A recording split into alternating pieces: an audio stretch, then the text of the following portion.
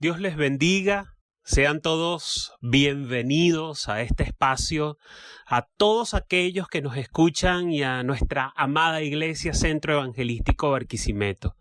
Quien les habla, Franklin Torres, siempre dando gracias a Dios por tener la bendición de servirles al compartir el mensaje del Evangelio, reflexionar en los principios de la palabra del Señor, y pido en el nombre de Jesús que la voz de su Espíritu Santo hable a nuestras vidas. Como lo mencioné la semana pasada, hemos visto la mano de Dios aún en medio del dolor y la crisis. No han sido días precisamente fáciles para nuestra congregación, pero aquí estamos como iglesia para apoyarnos como familia, poder ser los brazos extendidos del Padre Celestial a través de actos de cuidado y en constante oración los unos por los otros. Y la palabra que quiero compartirles hoy quizás es más una reflexión, sí, conectada nuevamente a todo lo que Dios nos ha estado hablando en las últimas semanas, lo que compartí la semana pasada, y también está muy conectado a lo que hemos estado experimentando durante todo este tiempo. Y he llamado la reflexión de este día como luz en la oscuridad.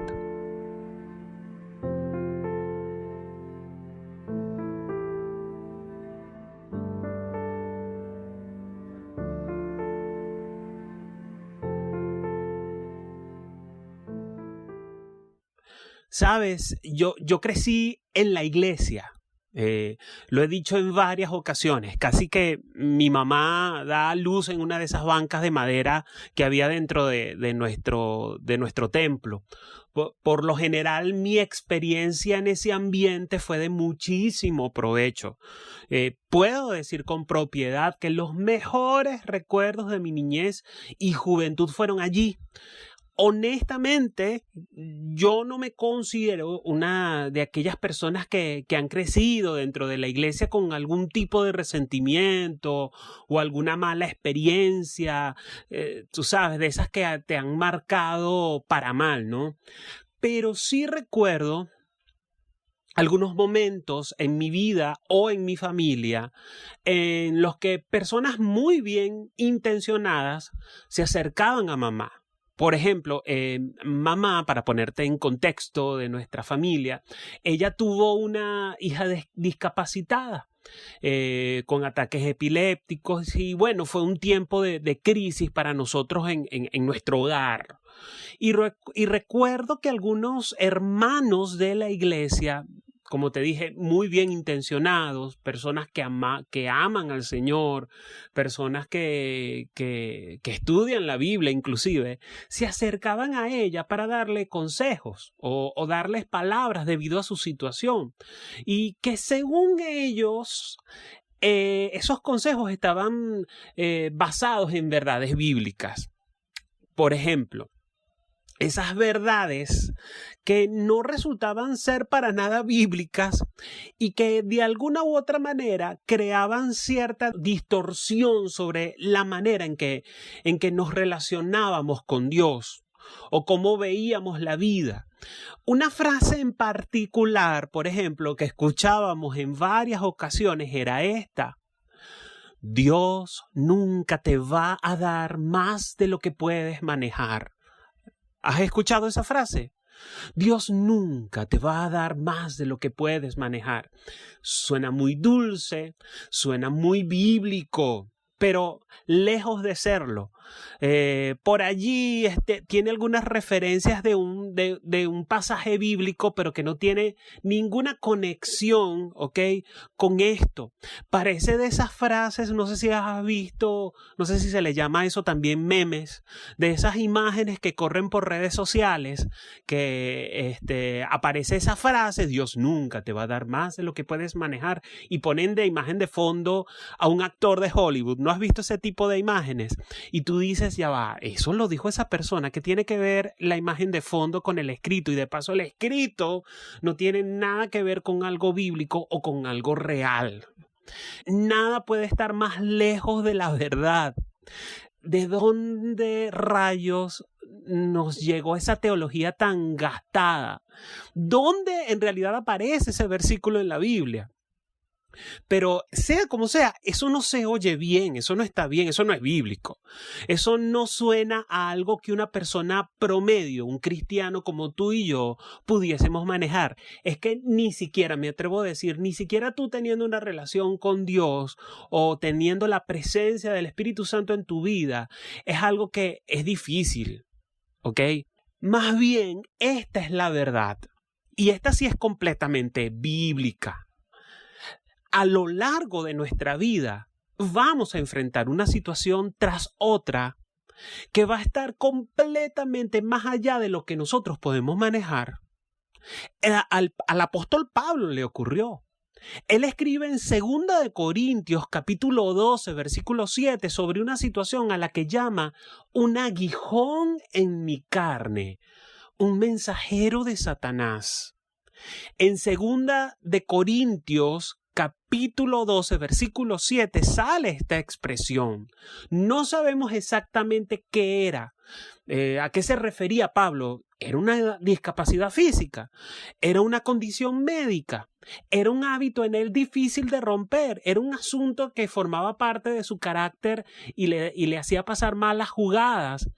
Pablo no lo aclara, Pablo no lo dice, pero sí nos dice que no podía manejarlo. Y él tuvo que entregarlo a Dios. En los siguientes versículos de ese capítulo 12 de 2 de Corintios, desde el versículo 8 al 10 dice: respecto a lo cual 3 veces he rogado al Señor que lo quite de mí, y me ha dicho: bástate mi gracia, porque mi poder se perfecciona en la debilidad. Por tanto, de buena gana, me gloriaré más bien en mis debilidades, para que repose sobre mí el poder de Cristo.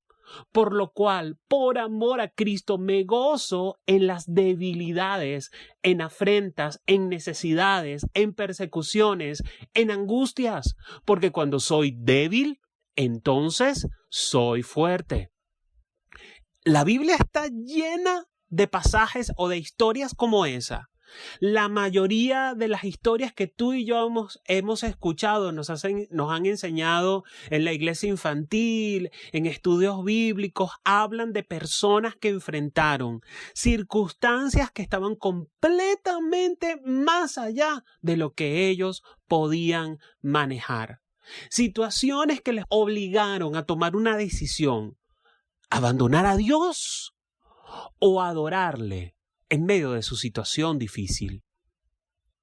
A lo largo de nuestra vida vamos a enfrentar una situación tras otra que va a estar completamente más allá de lo que tú y yo podemos manejar.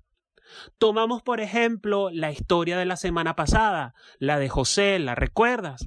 Tomamos como ejemplo la vida de Abraham. A través de su larga vida, él enfrentó situaciones difíciles una tras otra. Una de sus primeras situaciones, hablando de la vida de Abraham, la vemos en Génesis 12, Génesis capítulo 12. Dios llama a Abraham a que abandone todo lo que le era familiar. El Señor le dice que deje su tierra y su parentela, deje su seguridad, deje su comodidad de lo conocido para que vaya a un lugar desconocido. Y Abraham obedece. Él escoge adorar a Dios. ¿A través de qué? De su obediencia. Él atiende a la orden de Dios y él obedece aún en medio de la oscuridad. Dios le promete a Abraham que él va a ser el padre de una gran nación. Pero entonces Abraham de pronto se encuentra en medio de una situación muy difícil. Una decepcionante situación que se llama infertilidad. Es decir, Dios le habla, le dice que va a ser el padre de una gran nación. Es decir, siembra en el corazón de Abraham un maravilloso sueño, un deseo extraordinario. Pero parece ser que ese plan divino que Dios mismo pone en el corazón de Abraham no va hacia ninguna parte. Porque resulta ser que Abraham, ¿cómo va a ser el padre de una gran nación si él era infértil? Y no solamente eso, esta situación difícil de Abraham, sale de su tierra, Dios le habla, es infértil y además de eso Abraham empieza a pasar por una cantidad de situaciones que ponían en riesgo su matrimonio, pero él escoge adorar a Dios a través de su fe, aún en medio de todas esas frustraciones. Y bueno, leemos la historia de Abraham. Al final de cuentas tiene un hijo que él llama Isaac. Y bueno, venció la infertilidad. Parece que todo va bien, parece que sí, se cumplió el propósito de Dios en la vida de Abraham. Seguro él no va a pasar por más nada difícil, ¿verdad? Ya, se acabó. Qué historia tan inspiradora. ¿Acabó allí? No, no acabó allí. ¿Has leído su historia en Génesis? Abraham está a punto de enfrentar una nueva circunstancia, una nueva situación que cambia el rumbo, ¿ok?, de sus sueños o de los propósitos de Dios para su vida. Y es un rumbo aún más doloroso del que tú y yo pudiésemos imaginar. A Abraham no le pasaba por su mente que algo así iba a pasar. Dios está a punto de probar la fe de Abraham pidiéndole que haga algo inexplicable. Lo leemos para recordarlo. Génesis capítulo 22, versículo 1 al 2 dice: aconteció después de estas cosas que probó Dios a Abraham y le dice: Abraham. Y él respondió: heme aquí. Y dijo: toma ahora tu hijo, tu único, Isaac, a quien amas, y vete a tierra de Moriah, y ofrécelo allí en holocausto sobre uno de los montes que yo te diré. Vamos a imaginarnos esto, si es que cabe en nuestra mente. Estas instrucciones, ¿qué sentimientos y qué emociones habrán despertado en Abraham? Dios le está ordenando, le está pidiendo que sacrifique al hijo de la promesa, al hijo por el que esperó tantos años, al hijo que estaba supuesto a ser el cumplimiento de la promesa de Dios de hacerlo padre de multitudes. Es un asunto que es difícil de entenderlo, difícil de manejarlo, ¿verdad? Es difícil. Lo que está ocurriendo aquí es que Abraham se golpea contra la pared. O sea, se estrella contra la realidad, contra la pared. Él llega a los límites de lo que es capaz de hacer. Para ti, para mí, o para la mayoría de nosotros, también nos hemos enfrentado a una pared. La pared aparece cuando nos encontramos con una situación difícil que pone nuestro mundo de cabeza.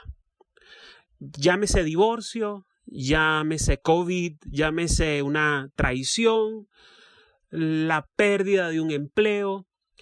La pared puede involucrar una muerte repentina, desánimo en la obra del Señor, en la obra del reino de Cristo, alguna experiencia que te haya desilusionado en la iglesia.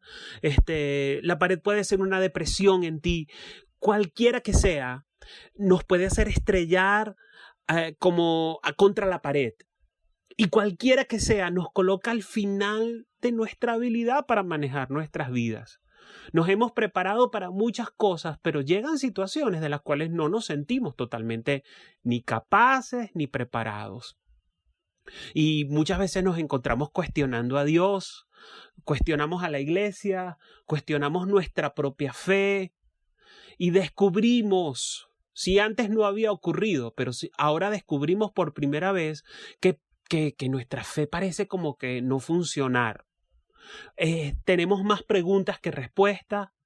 No sabemos dónde está Dios, qué está haciendo, qué es lo que pretende Dios, a dónde se dirige, cómo nos va a llevar allí o cuándo va a terminar esto que estamos padeciendo. Sentimos que el fundamento de nuestra fe parece más bien estar en peligro, que no tenemos ninguna base, ningún fundamento en nuestra fe. Hay algo interesante con respecto a lo que Abraham hace cuando enfrenta esta pared y deberíamos prestar atención a esta historia, a esta lección de vida en Abraham.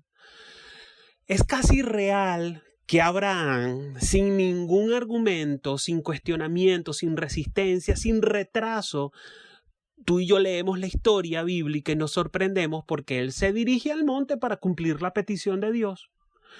La Biblia no registra que él está enojado, la Biblia no registra que mientras él va subiendo al monte para sacrificar a su hijo, él anda a regañadientes, amargado, quizás preguntándose qué se trae Dios entre manos, pero no registra una pelea, simplemente se dirige a obedecer.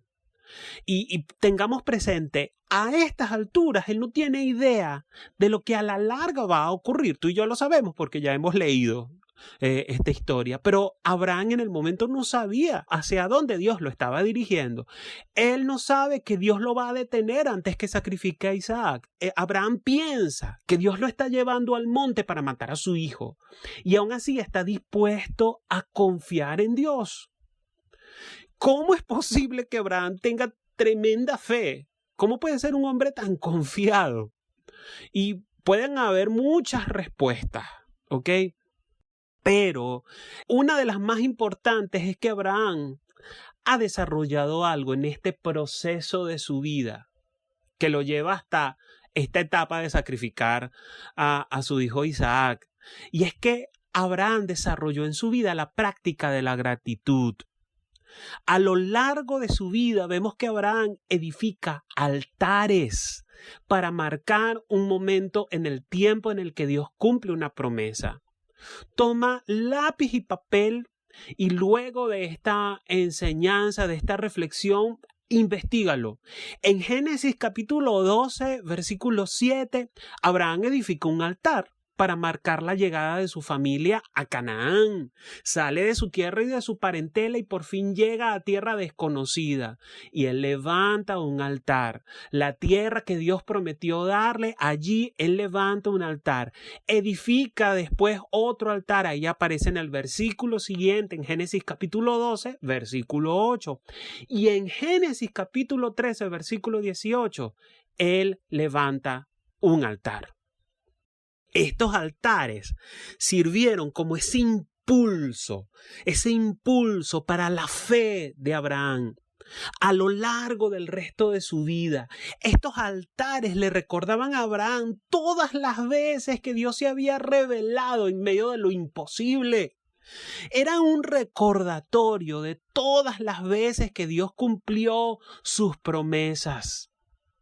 Abraham descubre una estrategia, algo intencional, algo simbólico que le permitiera recordar que Dios estuvo con él en los momentos más críticos, en los momentos de incertidumbre, en esos momentos que lo sacaban de su estado de comodidad. Tú y yo deberíamos de tener ese tipo de estrategia porque si no la tenemos, si no buscamos alguna forma de recordarnos la fidelidad de Dios en el pasado, entonces ese Dios fiel se va a ir encogiendo en nuestro corazón con las situaciones difíciles del presente. ¿Sí me doy a entender? Si tú y yo no recordamos la fidelidad pasada de Dios, se nos va a hacer muy difícil confiar en Él cuando nos encontremos contra la pared hoy. Así que año tras año, Abraham edifica altares de acción de gracias, altares de adoración, de entrega, de consagración, altares de gratitud para recordarse a sí mismo que puede confiar en todo momento en la sabiduría de Dios. Cuando Abraham se encuentra con la pared, tiene algo en qué apoyarse. Cuando se encontró con esa pared de sacrificar al hijo de la promesa, bueno, él dice, yo miro esos altares que levanté y me hacen recordar las veces en que Dios me sacó de muchos apuros, las veces en que Dios hizo cosas maravillosas en mi vida que yo jamás me imaginé que las haría. Ese Dios fiel, no sé si lo va a hacer de la misma manera, no sé a dónde Él me está conduciendo, esto es muy doloroso, me estoy estrellando contra la pared, pero yo miro esos altares y recuerdo que tengo un Dios fiel que va conmigo. Esto es muy difícil. Esto no deja de ser difícil para mí. Pero él puede decir, esto parece tener sentido. De lo que sí estoy seguro es que puedo confiar en el Creador del universo. ¿Cuáles son algunos de tus altares, hermano? ¿Cuáles son esos impulsos que inyectan a tu fe y que te recuerdan la fidelidad de Dios a lo largo de tu vida? Mira, puede ser una foto, un versículo en particular, algo que escribiste en tu diario allí de oraciones y de pensamientos con Dios, cuando miras a tu hijo. Sin estos recordatorios, sin estos altares, me refiero a algo simbólico, siempre serás tentado a dudar, siempre serás tentado a retroceder y hasta darte por vencido cuando te encuentras contra la pared. No me refiero a que levantes un altar de una foto, no se vaya a malentender eso. Se refiere a esas cosas que te hagan recordar: Dios fue fiel. Dios es fiel hoy y seguirá haciéndolo aún a pesar de esta pared que me estoy encontrando. Esta puede ser una verdad difícil de comprender, pero Dios nos ama. Dios te ama lo suficiente como para despojarte de cualquier cosa que te aleje de Él. Sé que esto es difícil de procesarlo en nosotros porque nos puede hacer pensar en muchas cosas. Y yo clamo al Espíritu Santo para que hable a nuestras vidas, que no sea a nuestro parecer, a nuestro entendimiento. Solo Dios, quien conoce verdaderamente nuestros corazones, en su sabiduría, en su consejo, en ese amor profundo que Él tiene hacia nosotros, nos puede mostrar cuáles son esas cosas de las cuales debemos despojarnos, porque nos alejan de Él. Y con frecuencia esas cosas que nos separan no son malas en sí, de por sí son cosas buenas, relaciones, el ministerio, algún trabajo, algo. Pero si por alguna razón estas cosas evitan que conozcamos a Dios como debemos, entonces Él puede ir quitándolas de nuestras vidas. Y eso es lo que sucede en la pared, en este contexto en el cual te estoy hablando. Por eso es algo tan doloroso, porque hemos sido despojados de todo. Estamos desnudos.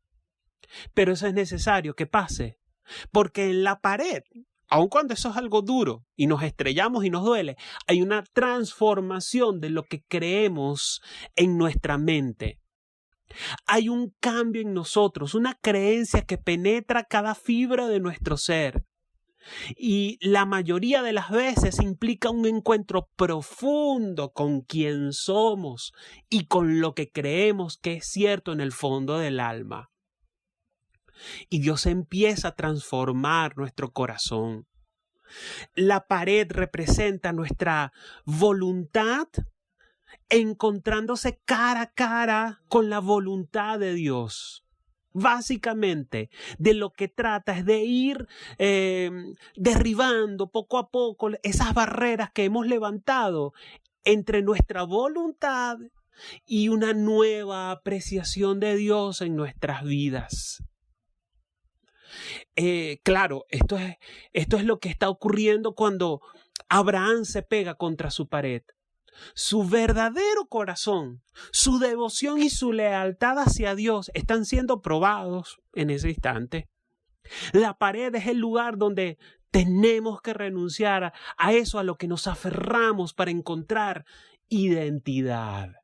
Es donde tenemos que soltar lo que nos impide tener intimidad con Dios y adorar a Dios. Esto podría ser un trabajo o religión o algunos dones dados por Dios. Podrían ser expectativas que hemos tenido, sueños, o pueden ser adicciones en nuestras vidas. Tal vez es control o una necesidad desesperada de aprobación por parte de otros. La pared se convierte en ese lugar donde tenemos que renunciar a eso a lo que nos hemos aferrado para encontrar algún tipo de identidad.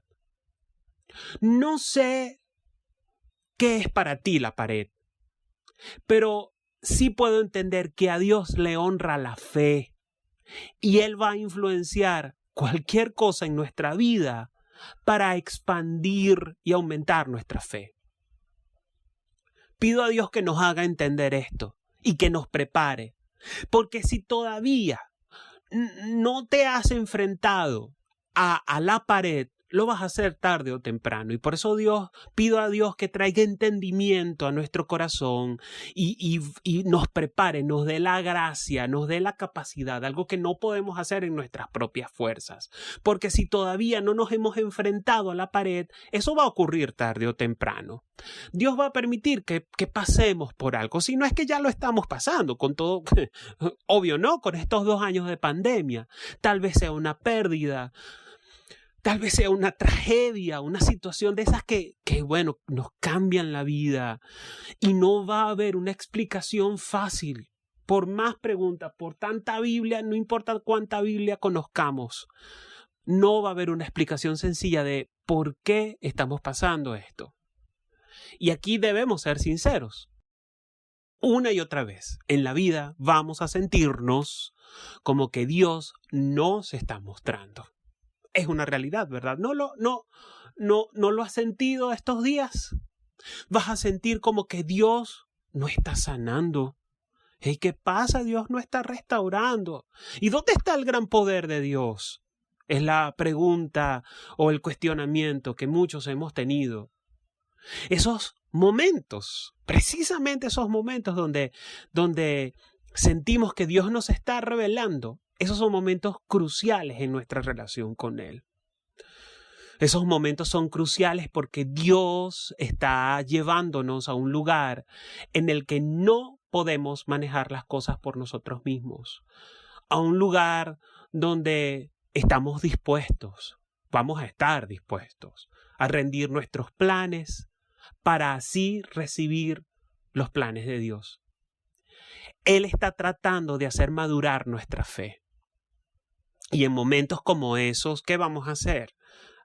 La pregunta es, ¿seguiremos escogiendo creer que Él es quien Él dice que es y no dejarnos llevar por nuestras circunstancias?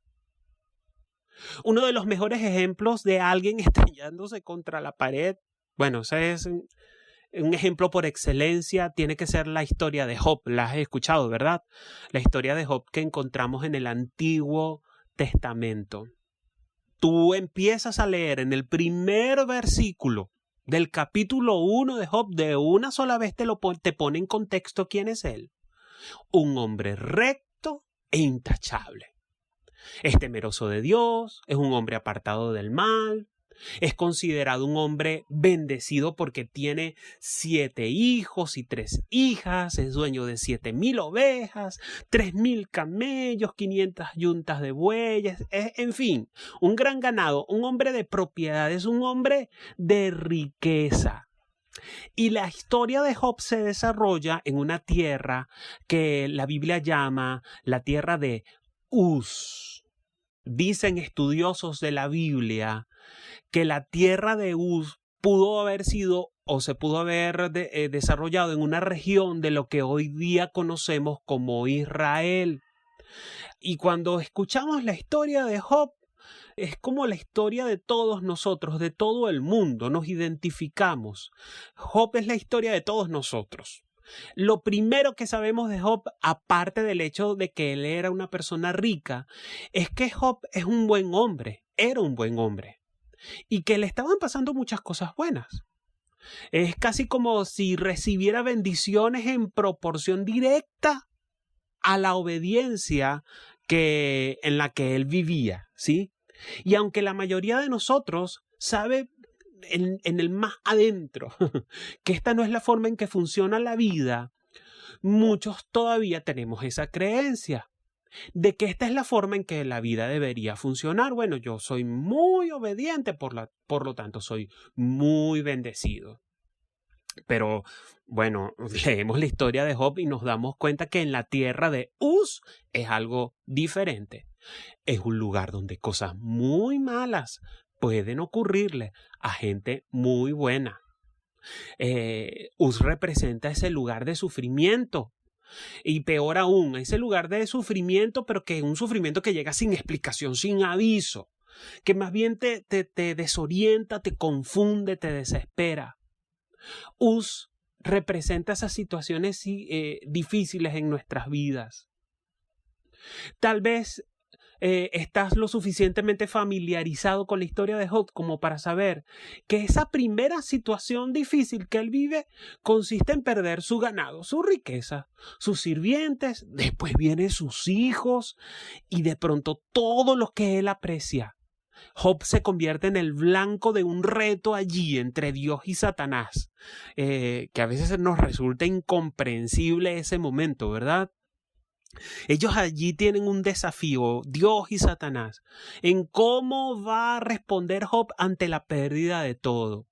¿Y cómo responde? ¿Cómo responde Job ante todas esas cosas que él pierde? Esos afectos, todo lo que él ama, cómo él reacciona cuando pierde todas esas cosas. Tú y yo leemos el versículo 20 al 22. Dice, al llegar a este punto, Job se levantó, se rasgó las vestiduras, se rasuró la cabeza y luego se dejó caer al suelo en una actitud de adoración. Entonces dijo, desnudo salí del vientre de mi madre y desnudo he de partir. El Señor ha dado, el Señor ha quitado. Bendito sea el nombre del Señor. A pesar de todo esto, Job no pecó ni le echó la culpa a Dios. Allí la palabra de Dios lo aclara de una sola vez. Es que muchos de nosotros se nos es difícil entender cómo se puede responder en este nivel de sufrimiento que él está viviendo, en este nivel de pérdida que Job está viviendo, y responde con adoración, responde con palabras de confianza. La respuesta de Job, esa forma de responder, nos lleva al centro de lo que realmente trata toda su historia. Antes de que todo eso ocurriera, Satanás hace un señalamiento muy clave delante de Dios. Satanás le dice a Dios en Job capítulo 1, versículo 9, ¿y acaso Job te honra sin recibir nada a cambio? Es casi como Satanás diciéndole a Dios, bueno, la gente te ama solo por lo que tú le das. Claro, ¿quién no? Solo te siguen, se comprometen a seguirte. Obvio, si hay un beneficio inmediato para ellos. Vamos, Dios, quítale las bendiciones, quítale los juguetes, quítale esas cosas. Y vamos a ver si vas a poder quitarle su devoción y su adoración. Así fue como comienza este reto entre Dios y Satanás. De lo que trata es de qué tan difícil puedes hacerle la vida a alguien antes que deje de adorar a Dios. Y viene un golpe devastador para Job luego de eso. Porque es como que si Satanás y Dios suben el reto, ¿ok? Y Dios le permite a Satanás que aflija a Job con unas horribles y dolorosas llagas. Como si no fuera suficiente que le hubieran arrebatado todo aquello que él valoraba y amaba. Ahora también está sufriendo en su cuerpo en un dolor agonizante, en un dolor físico desgarrador. Y esta vez Job reacciona un poco distinto. No peca, pero comienza en una lucha interna, ¿ok? Empieza a hacerse preguntas y se deprime, entra en un estado de depresión profunda. Y estas cosas ocurren en la tierra de Uz, obvio, donde todo puede ponerse muy oscuro. Y a veces esa oscuridad, hermanos, puede durar por mucho tiempo. Sé que me entiendes. Y con la oscuridad entonces llegan preguntas pero que no van a ser respondidas. Y esa sensación insistente de que las cosas no están como deberían ser, El por qué que no tiene respuesta. No, eso empeora más ese sufrimiento. Cada vez que nos hacemos esas preguntas, el por qué esto, por qué está pasando, no, nuestro sufrimiento es mayor. Llega a ser un asunto inconsolable. ¿No te has preguntado por qué es que sabemos que las cosas no están como deberían estar? ¿No has llegado a tener esa pregunta? ¿Cómo es que tenemos algo innato, algo dentro de nosotros que sabemos que hay algo bien o algo malo, algo bueno o algo malo, de que las cosas no están como deberían estar? Cuando Job perdió a sus hijos y todas sus posesiones, él supo que algo no estaba bien.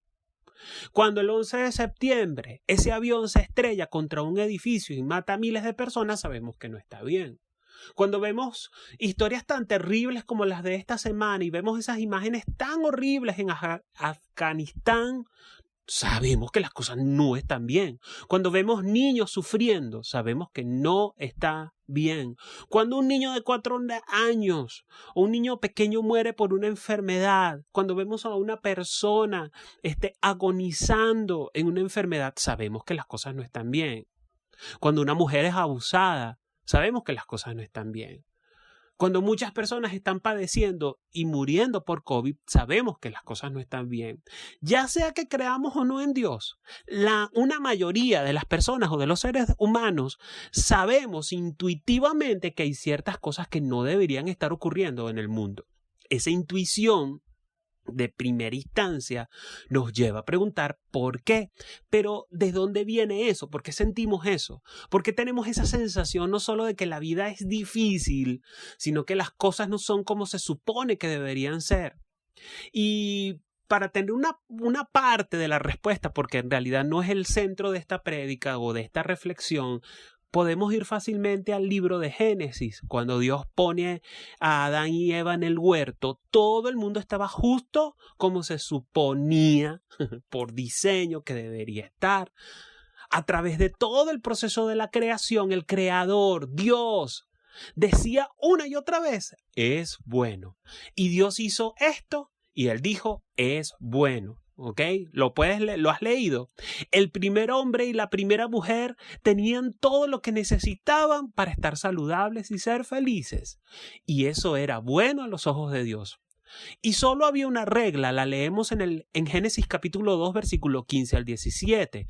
Dios el Señor tomó al hombre y lo puso en el jardín del Edén para que lo cultivara y lo cuidara. Y le dio este mandato. Puedes comer de todos los árboles del jardín, pero del árbol del conocimiento del bien y del mal no deberás comer. El día que de él comas, ciertamente morirás. ¿Cuál era el fruto prohibido? Era el conocimiento, ¿verdad? Del bien y del mal. Una vez que Adán y Eva desobedecen a Dios y comen de aquella fruta, ya ellos sabrían demasiado. Obtendrían algo que nunca antes habían tenido, algo que los iba a volver locos por el resto de sus vidas. Ellos iban a conocer cuando las cosas son de la manera que deben ser y cuando están completamente mal. Y eso fue exactamente lo que ocurrió. Y como al mismo tiempo habían introducido el pecado en el mundo, ahora están doblemente atados. Como comen de la fruta, el bien que ahora conocían y anhelaban estaría fuera de su alcance para siempre. Y también porque comieron de aquella fruta, tendrían que vivir con este triste y doloroso conocimiento.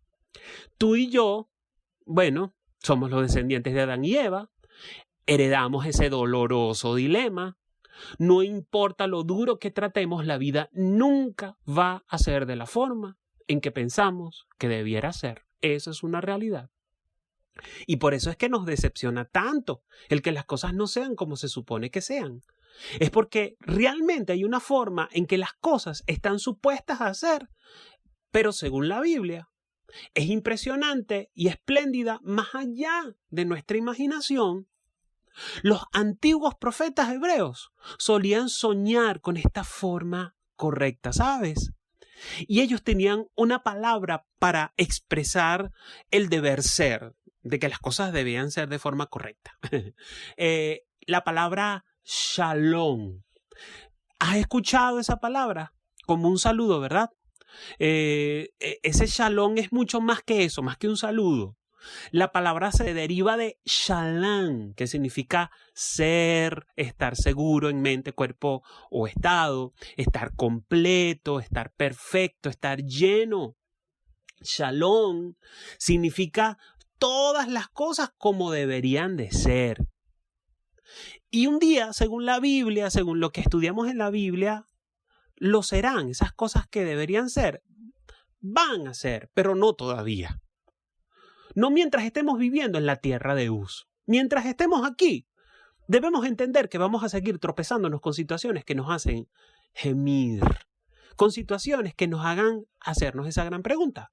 ¿Por qué? No sé si alguna vez has pensado en esto, pero solamente nosotros, los seres humanos, buscamos significado en el sufrimiento. Cuando tú ves a algunos samuros alrededor de un animal muerto, ¿ok? Ahí están esos samuros. Alrededor de un animal muerto, no los ves dando vueltas alrededor del cadáver y preguntándole a Dios, ¿por qué? ¿Por qué le pasó esto a este animal? ¿No, verdad? Solamente nosotros los seres humanos tenemos este anhelo de conocimiento en medio del dolor, sin un sentido.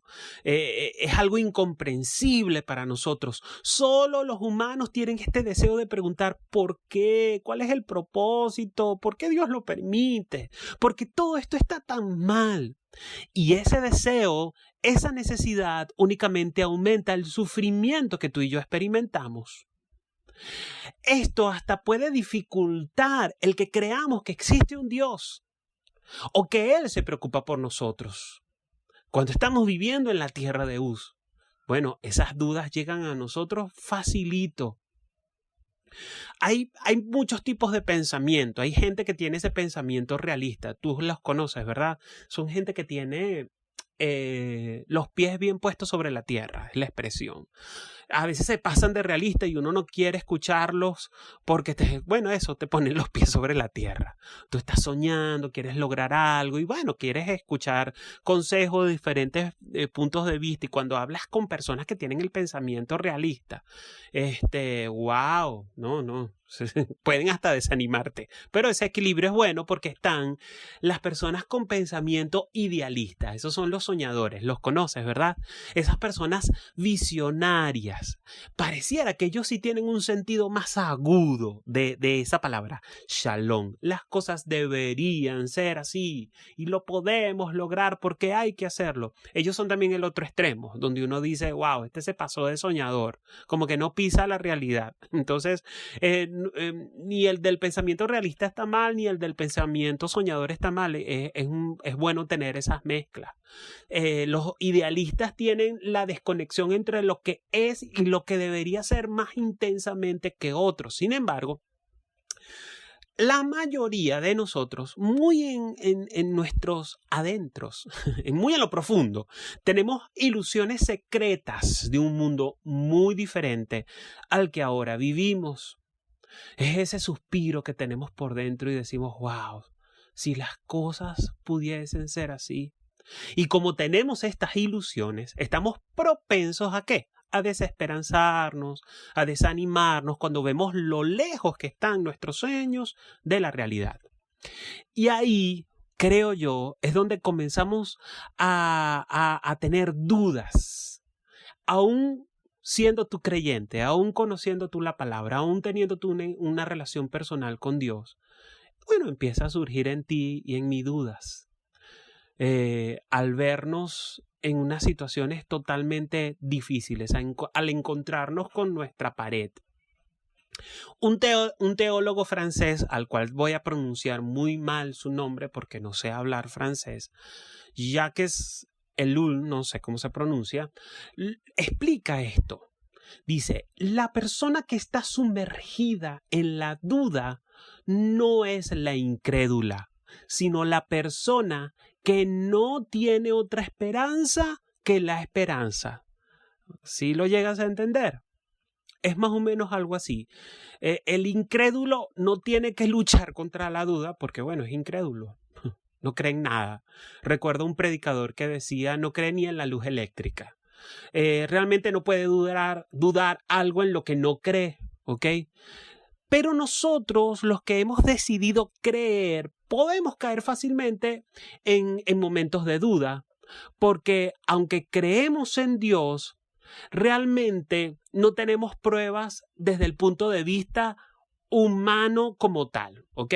Espero que esto no se malinterprete. Segunda de Corintios, capítulo 5, versículo 7, dice que vivimos por fe, no por vista. Cuando profundizamos en la palabra de Dios, cuando estudiamos y empezamos a poner argumentos válidos a nuestra fe, entonces descubrimos que hay una base, hay un fundamento, pero en nuestra condición humana limitada entendemos que nuestra fe va mucho más allá de nuestras capacidades humanas. Más o menos me estoy dando a entender. Si crees, si tienes fe, entonces siempre vas a ser susceptible a dudar. Y eso nos debería motivar de buscar más de Dios, aun cuando no tengamos todas las respuestas. ¿Ok? Pero si dejas de creer, vas a dejar de dudar. Si dejas de creer, no tendrás necesidad de cuestionar a Dios. Si dejas de creer, ya no sentirás más enojo, por lo menos no contra Dios. Mientras más crees en la posibilidad de shalom, ¿ok? De lo que debería de ser este mundo, mientras más anhelas que el reino de Dios haga su entrada en este mundo que sufre, pudiésemos estar más propensos de caer en la duda, ¿ok? Especialmente cuando nos encontramos viviendo en la realidad de las circunstancias difíciles. Esto es algo muy parecido al mensaje de la semana pasada. Mi intención no es darte un enfoque fatalista de la fe. Esto pudiese ser más bien esperanzador para nosotros porque vamos entendiendo y conociendo a Dios. Y esta realidad se nos hace de una forma tan dura en la tierra de Uz, estar en la tierra del sufrimiento, porque fuimos creados para algo mucho mayor. Tú y yo fuimos creados para algo mucho mejor. Pero vivimos en un mundo quebrantado que está lleno de violencia en lugar de paz. Estamos en un mundo lleno de enfermedad en lugar de salud. Y en última instancia, bueno, estamos en un mundo donde la gente muere, donde hay muerte en lugar de vida.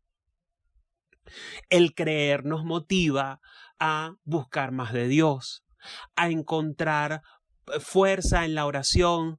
Descubrimos el poder que hay en la oración cuando lo hacemos de la manera a la luz de la palabra de Dios.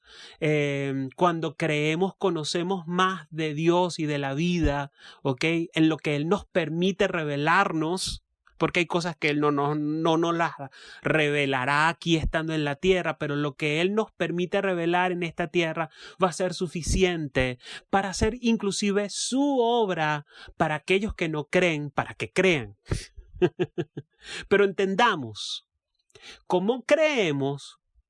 Bueno, hay una cierta licencia de dudar. Con razón nos asaltan las dudas y las preguntas. Con razón a veces quedamos enojados. Con razón esa pregunta de el por qué nos acosa. No sabemos cuánto tiempo dura el suplicio de Job. Debe haberse sentido como una eternidad todo eso que padeció Job. Mira, leemos 28 capítulos y en esos largos capítulos Job le lanza a Dios sus preguntas. Realmente nunca llega al punto de duda, pero sí expresa muchísima ira, muchísima confusión. Y toda la situación empeora cuando 3 amigos le sugieren a Job una y otra vez que su calamidad es el resultado de su propio pecado. Okay. Los amigos de Job se parecen mucho a nosotros, o se parecen a nuestros amigos, o a cualquiera de nosotros. Los argumentos de los amigos de Job se parecen muchísimo a las falsas y comunes ideas religiosas con las que a veces crecemos, ¿ok? Y creemos.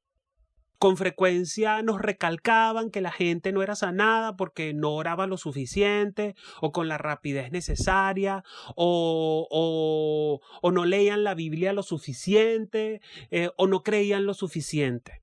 Si la vida no marchaba bien y Dios no se revelaba de la manera en que querías que lo hiciera, entonces eso significaba que simplemente no estabas viviendo a la altura de lo que Dios quería.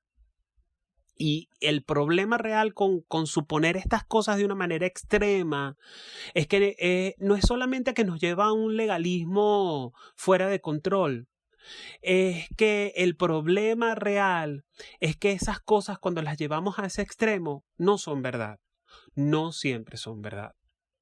Todavía veo que esto ocurre hoy con mucha gente que está en medio de una situación difícil y más con esta situación de coronavirus. nos quedamos atascados en la generalizada mentira que dice: si haces bien, Dios te bendecirá con bien, y si haces mal, Dios permitirá que te alcance el mal. Sería bueno estudiar la vida de los discípulos de Cristo, en cómo terminaron muchos de esos 12 discípulos por la causa de Cristo. Y eran personas que hicieron el bien y cumplieron el propósito de Dios. Y Job sabe más de esto que estamos hablando. Job sabía más. Así que cuando sus amigos insisten en presionarle con esta noción, él les responde. Y él insiste en que su experiencia de sufrimiento, dolor y pérdida es mucho más complicada que ese argumento de ellos de haz mal, entonces vas a recibir mal. ¿Ok? Y a pesar de que Job está en un estado de depresión por su dolor y siente confusión, siente enojo, en medio de esta tragedia, él busca la forma para mantenerse aferrado a su fe, a mantenerse leal a Dios. Él cuestiona a Dios, él le grita a Dios, pero nunca pierde la esperanza en Dios. ¿Ok? Él mantiene su compromiso. A la larga, le permite a Dios que lo lleve a un lugar mejor y más sólido, un lugar de sabiduría. Él le pide a Dios que lo lleve a un lugar de humildad y a una fe más profunda. Y todo eso antes de que Dios restaurara toda su riqueza, porque Dios lo hace. Job nos recuerda lo que tú y yo vivimos en la tierra de Uz. Que habrá momentos en los que aparentemente estamos haciendo todo bien y de repente a empujones vamos a ser llevados a una situación difícil. Todo el mundo experimenta momentos de dolor y crisis, momentos cuando la vida resulta como no debe ser, porque todos vivimos en la tierra de Uz. Job también nos recuerda de que no sabemos cuánto tiempo vamos a caminar en ese valle de sombra y de muerte, ¿verdad? En ese tránsito de oscuridad. El dolor profundo y las preguntas sin respuestas pudieran durar un día más o unos 4 años. Y no sé, podrían durar toda una vida. Esto me hace pensar a los cristianos perseguidos en el otro lado del charco, donde están enfrentándose a dura persecución y pudiesen huir, pero están allí llevando la obra del Señor, y ese sufrimiento podría durar toda una vida. No obstante, Job también es un recordatorio de que lo que importa realmente es nuestra respuesta a Dios durante estos momentos. Somos llamados a ser fieles a Dios aun cuando parece que Él no nos ha sido fiel. Somos llamados a amarle aun cuando nos sentimos abandonados. Somos llamados a buscarle aun en medio de la oscuridad. Somos llamados a adorarle aun en medio de nuestras lágrimas. ¿Puedes hacer algo así? ¿Podríamos hacer algo así cuando la situación difícil llega a nuestra vida? Eso está creando estragos en nuestra vida y Dios parece no estar haciendo nada. Aún así pudiésemos adorarle. ¿Sabes? Me hago esa pregunta siempre. ¿Podría yo seguir sus pasos aún en medio de eso? Cuando Él no está orquestando las circunstancias en nuestra vida de la manera en que deseamos, todavía confiamos lo suficiente en Él para buscarlo en un abandono, temerario. Abraham, por lo que leímos, lo hizo. Job también con el tiempo. Es maravilloso la forma en que Dios permite que nuestras vidas se conviertan en una luz tan radiante cuando le entregamos a Él todo lo que tenemos en medio de la oscuridad. Vamos a orar. Amén. Padre, eres nuestro Dios de amor, lo sabemos. Eres nuestro sanador por excelencia. Eres nuestra paz, eres nuestro proveedor, eres nuestro Dios consolador. Todas las cosas provienen de ti, Señor. Familia, salud, protección, provisión. Todos los tesoros que hemos valorado, esos tesoros tan preciados para nosotros vienen de ti, Señor. En realidad son tuyos y nos has confiado esas joyas, esos tesoros para saber administrarlos. Nos los prestaste por una temporada. Son tuyos para dar y tuyos para quitar. Aunque algunos te maldigan por sus pérdidas, preferimos, al igual que Job, alabar tu nombre y adorarte por tu soberanía. Tú eres Dios. Nosotros somos tu amada creación y las reglas ya están establecidas. En este estirar y aflojar de la vida, por favor, te pedimos que nunca dudemos de tu amor ni perdamos el don de la fe. Señor soberano, tuviste tal confianza en Job. ¿Tendrás esa misma confianza en nosotros? Porque de verdad, Señor, confesamos que preferimos no saber la respuesta a esa pregunta. Queremos ser hallados fieles, pero no queremos que nuestra fidelidad se ponga a prueba, Señor. Por eso perdónanos por nuestro temor, por nuestras dudas, de que tu gracia nos basta para aceptar todos nuestros desafíos. Perdónanos por no vivir en total sumisión a tu voluntad. Confesamos en este momento que sí creemos que solo quieres lo mejor para nosotros. Y por eso te pedimos, por favor, ayuda a nuestra incredulidad. Nuevamente confesamos que eres el sanador por excelencia. Nosotros somos como esos corderos heridos que tienes en tus manos y sabemos que estás escuchando nuestro clamor, pidiéndote auxilio, pidiéndote sanidad.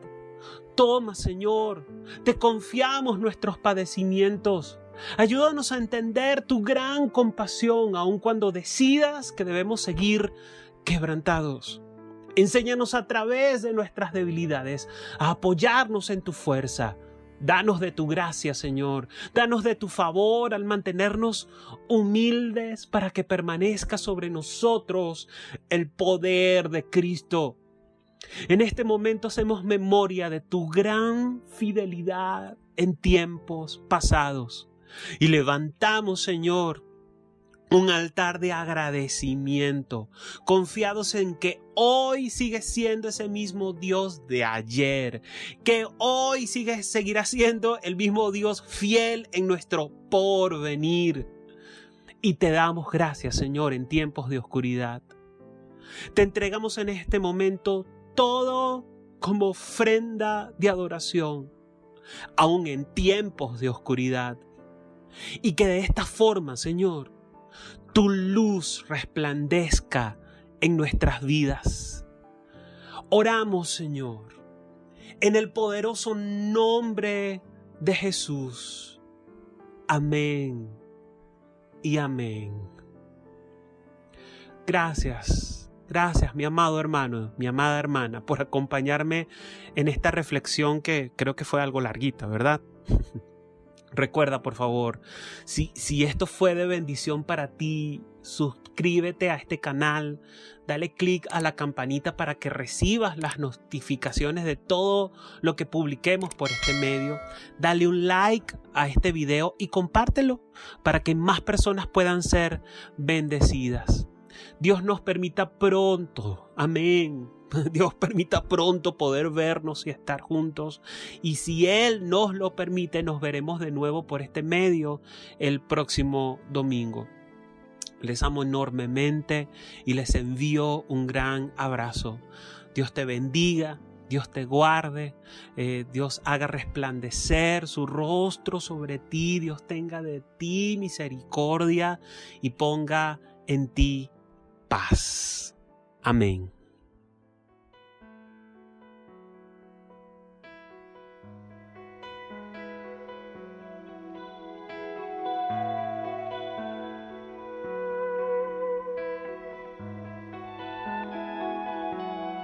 No hago más que pensar en tu nombre, lo demás no viene al caso. No hago más que soñar con tu nombre y dormirme en tu abrazo. Volverás a darme vida, restaurando paso a paso. No hago más que decir tu nombre, Jesús, Jesús. y descanso.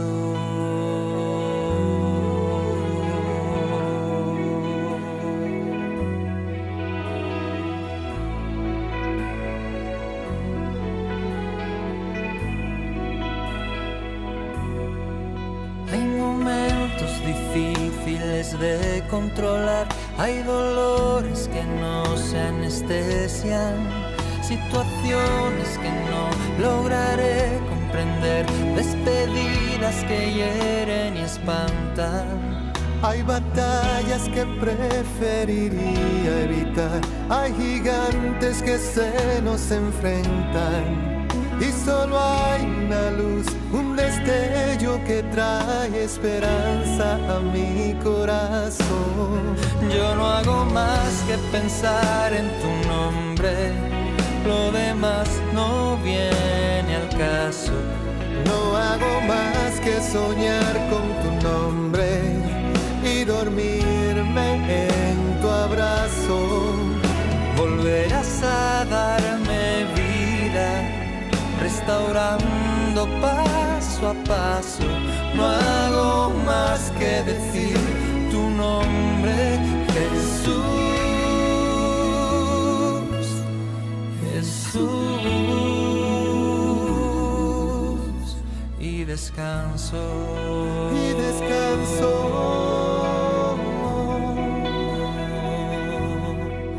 Y descanso.